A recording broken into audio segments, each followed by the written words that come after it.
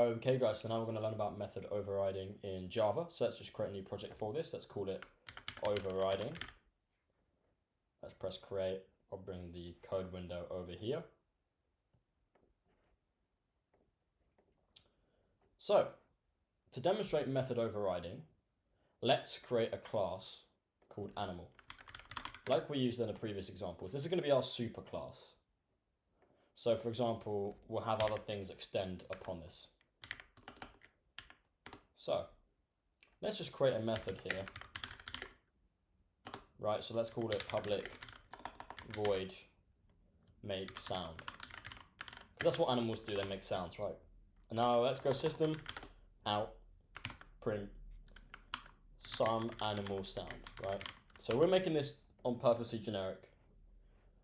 Now let's create something to extend upon this animal so we can have a look at how we override this method. So overriding a method is basically when a subclass provides sort of specific implementation instructions or details for a certain method that exists on the subclass that's already defined in its parent class. And it allows a subclass to completely customize or potentially replace the behavior of that method. So let's create a new type of animal and we'll call it dog, right? And that is going to extend upon animal like this. So we go dog extends animal like we did previously. If any of this looks new to you, please do go back in this series and watch those videos. So here's how we override, right? So let's override the superclass method. So to do this, we go @ and type override. And that's from java.lang. And then we go below that and we type public void. And then we look at the animal again. What was the name of that? We go and make sound. So we copy that. It needs to be the same name. Paste that in here. We need to have the same set of parameters, which here there's nothing. So we just include nothing. And space and normal method. So this is just a normal method, but it's annotated with override. So this @ symbol means it's an annotation.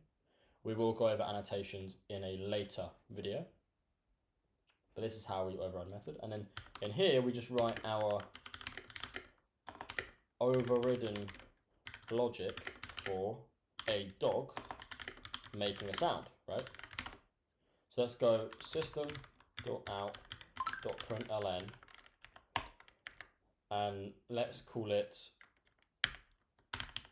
bark. So now if we go here and we create a new dog, so go dog equals new dog. Oops. Anyway, dog.make sound. And let's make sure to run that. Hopefully, we will get the dog specific logic for making a sound, which is bark, rather than the animal one, which is some animal sound. So notice here that the generic superclass version of make sound does this. But then the dog's specific one, as we've overridden it, says bark.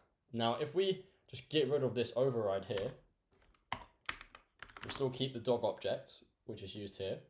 If we get rid of our override, we will get what was in the superclass, which is some animal sound. So that is basic overriding in Java. It is how we use the override annotation. And we put our own custom logic in there. Hopefully that makes sense to you guys. If it doesn't, please do comment down below. And I'll see you in the next one. Bye.